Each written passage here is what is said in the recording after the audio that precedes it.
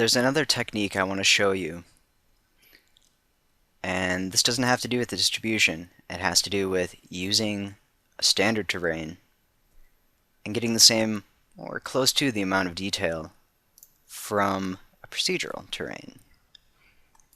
I'm going to go ahead and reset our material.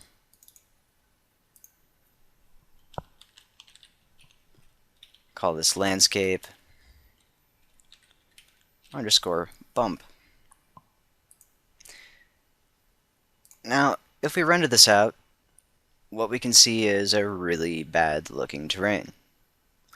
We have the basic detail we had before, but for the most part, it looks very polygonal, and it just doesn't look good. Now, we can add materials and fractals on the bump channel, color, in order to improve the look of this terrain. But we're not going to quite reach what we had from the procedural unless we use that function itself. I'm going to edit our material, go to our bump channel, and right mouse click load function. And what I'm going to do is add in the collection for the functions we saved out before.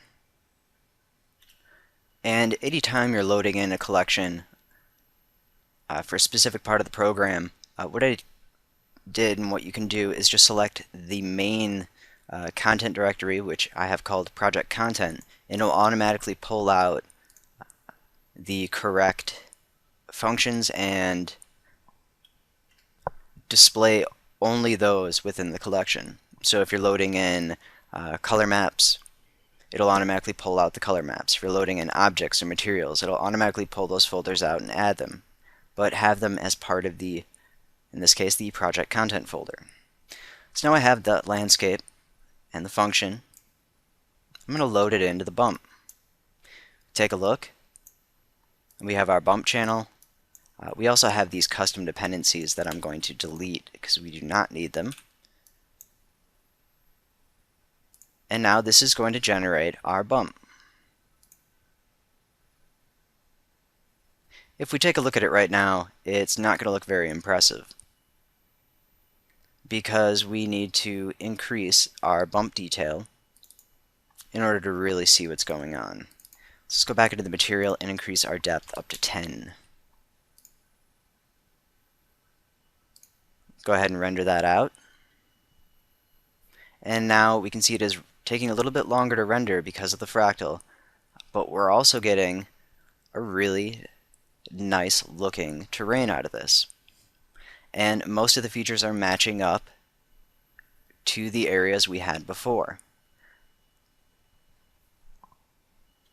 Now, the reason I say they're mostly matching up is because that Z scale is null, and the position of our terrain is going to affect the material. Since we're using a world mapping mode, as we start to move this terrain up or down, it's going to move through the procedural. In this case, it looks like we have a really close match. It looks like, for the most part, everything is where it's supposed to be. So in this case, it works. But sometimes what you'll need to do is remove the Z scale.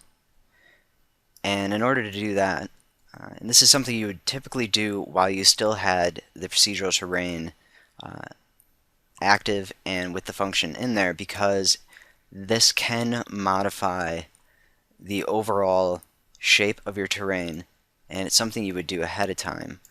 What I'm going to do is connect our blender or the amp mix to the offset, and now on the connection between the offset and the position, I'm going to add in a math node, vector operations, and we're going to use the matrix transformation.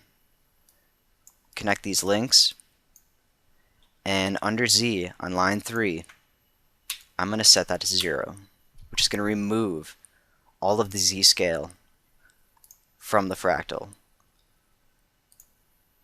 And this may match up, it may not, because it was not added in to the terrain itself. So it was not generated with the Z-scale completely gone. So if you are going to be converting, keep in mind adding that to the procedural itself may alter the shape of your terrain. It doesn't always, but depending on the changes you have with origin, it may modify it. Now in this case, it looks like it's matching up better than it did before. So this is definitely something I would want to stick with, using that matrix transformation, and as we can see, it looks pretty good.